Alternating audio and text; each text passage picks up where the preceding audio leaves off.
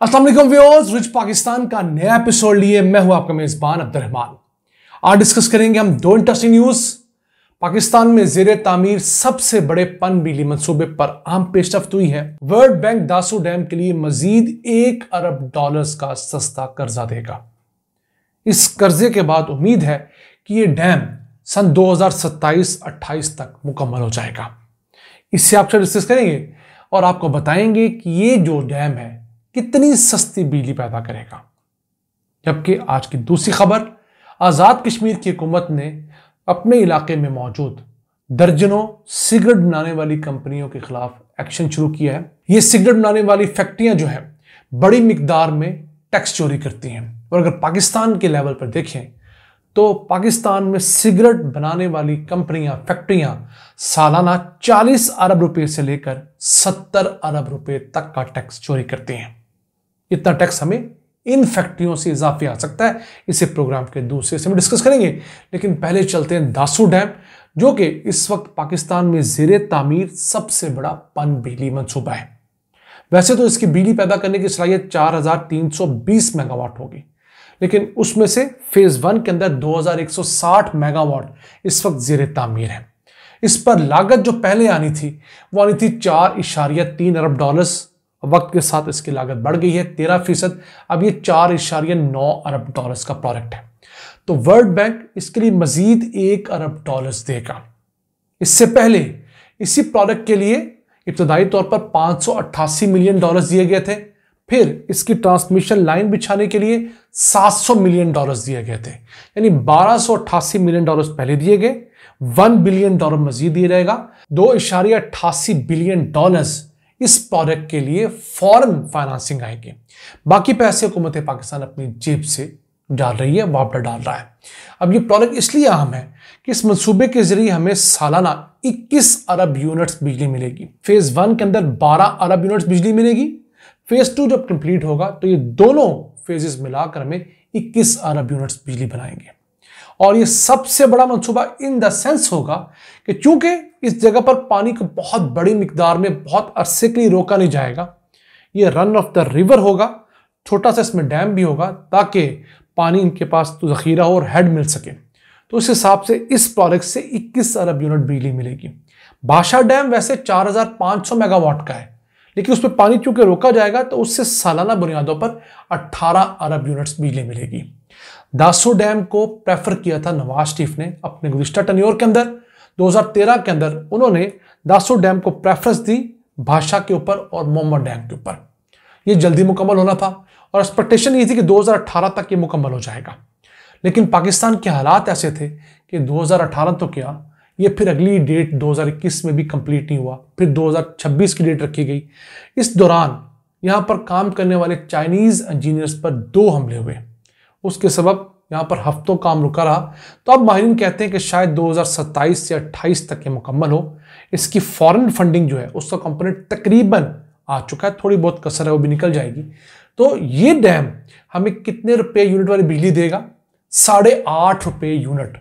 मौजूदा जो डॉलर और रुपए का फर्क है उस हिसाब से 3 सेंट, यानी कि डॉलर के 3 पैसे फी यूनिट के हिसाब से ये बिजली पैदा करेगा। सस्ती बिजली होगी। इससे पहले पाकिस्तान में जो गैस से और तेल से या कोयले से बिजली पैदा की जा रही है वो 10 सेंट फी यूनिट के हिसाब से है, यानी वो 28 रुपए औसतन बिजली पैदा की जा रही है थर्मल। उसमें जो लाइन लॉसेस होते हैं, चोरी होती है, डिस्ट्रीब्यूशन लॉसेस होते हैं, वो डल कर फिर कीमत बढ़ जाती है और जब टैक्सेस डलते हैं तो मुझे आपको 55-60 रुपए यूनिट की बिजली मिलती है। वैसे पाकिस्तान में इस वक्त औसतन बिजली की जो प्राइस है, जो प्रोडक्शन प्राइस है, वो 8.5 सेंट फी यूनिट है। और अगर 280 रुपए का $1 हम इस वक्त कैलकुलेट करें तो 23 रुपए का 1 यूनिट हुकूमत को पड़ता है तमाम सोर्सेस डालकर। जो हाइडल है वो सस्ते हैं, कोयला महंगा है, इसके अलावा गैस जो इंपोर्टेड है वो भी महंगी है, अगर फर्नेस ऑयल होगा तो भी महंगा है। तो उन तमाम को देखते हुए ये ₹8.5 यूनिट वाली बिजली पैदा करेगा, 21 अरब यूनिट सालाना। हाँ, अगर डॉलर मजीद तगड़ा होता है तो इसकी बिजली की लागत मजीद बढ़ेगी। ये प्रोडक्ट सीपेक के अंडर नहीं है, ये प्रोडक्ट पाकिस्तान अपने रिसोर्सेज से वर्ल्ड बैंक की मदद से बना रहा है। हाँ, इस पर जो कंपनी कॉन्ट्रैक्टर है जो इसे बना रही है, जिसने इसको विन किया ठेका, वो चाइनीज कंपनी है, चाइना गोंजोबे ग्रुप। तो ये चीजें कुछ क्लियर करनी थी, आप तक पहुंचानी थी। इस मंसूबे का एक फायदा और भी होगा कि हम लोगों को हर साल 1.8 अरब डॉलर्स की बचत होगी।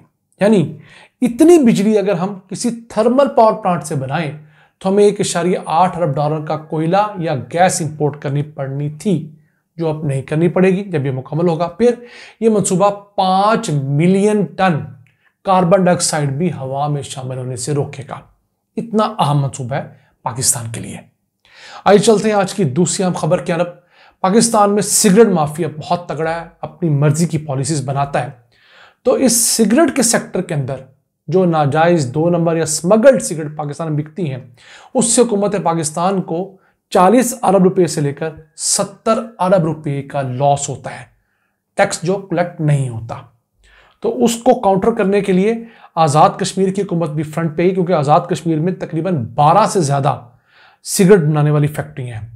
वो बहुत जाली सिगरेट भी बनाती हैं, सस्ते सिगरेट भी बनाती हैं। कैसी बात है कि एफबीआर के मुताबिक, हुकूमत के मुताबिक, पाकिस्तान में सिगरेट की सबसे सस्ती डब्बी के ऊपर जो कम से कम टैक्स लिया जाएगा वो 41 रुपये से ज़्यादा होना चाहिए।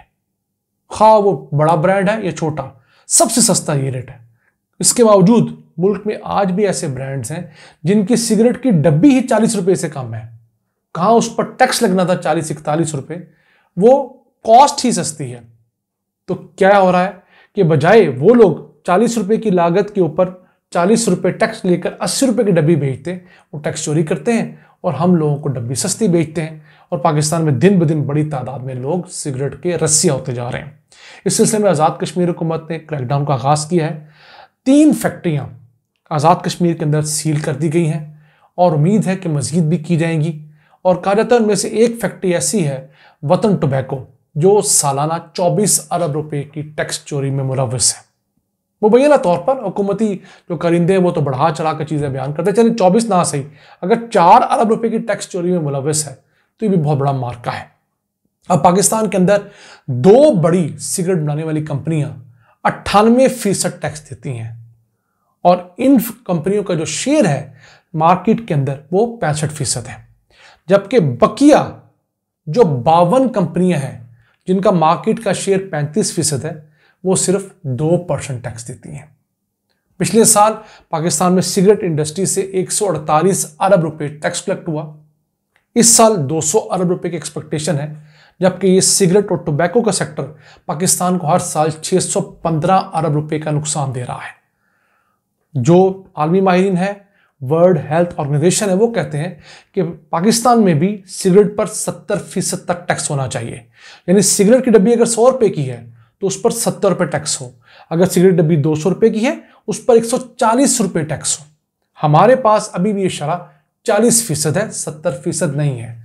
अगर हम इस 40% की शरह को 70% तक ले जाएं और हर डब्बी के ऊपर टैक्स लेना शुरू करें तो सिर्फ यही एक सेक्टर ऐसा है जिससे हम हर साल 240 अरब रुपए इजाफी टैक्स कलेक्ट कर सकते हैं। उससे क्या होगा, एक तरफ लोग महंगी सिगरेट होने की वजह से सिगरेट की कंजम्पशन कम कर देंगे। ये फॉर्मूला है, सिगरेट 10% महंगा होता है तो 7% लोग सिगरेट पीना छोड़ देते हैं, 7%। अब 20% महंगा करेंगे, 14% लोग सिगरेट पीना छोड़ देंगे। उसके लिए शर्त यह है कि मार्केट में सस्ता सिगरेट अवेलेबल ही ना हो, स्मगल्ड सिगरेट ना आने दें और खुला सिगरेट ना बिकने दें। जब किसी को डब्बी लेनी पड़ेगी तो जो नौजवान हैं, जो स्टूडेंट्स हैं, जो 1-1, 2-2 सिगरेटें चस्के के तौर पर पीते हैं, वो डब्बी रखने और संभालने में मुश्किलात का शिकार होंगे, सिगरेट तर्क कर देंगे। फिर कुछ आप 20-25 रुपए की एक सिगरेट लेकर चस्का पूरा करते हैं, वहां आपको 300-400 रुपए की डब्बी लेनी पड़ेगी तो ऑटोमेटिकली आपकी सिगरेट की तलब कम हो जाएगी। इकोनॉमिक्स का बेसिक उसूल है, हमारी हुकूमत चाहे तो 240 अरब रुपया सिर्फ सिगरेट टोबैको की इंडस्ट्री से इजाफी कमा सकती है। हम नहीं कह रहे, इसी इंडस्ट्री के लोग कह रहे हैं। ये था आज का एपिसोड। हमें उम्मीद है हम चंद नई अच्छी खबरें आप तक पहुंचाने में कामयाब हुए होंगे। अपने मेजबान अब्दुल रहमान को इजाजत दीजिए। अल्लाह निगहबान।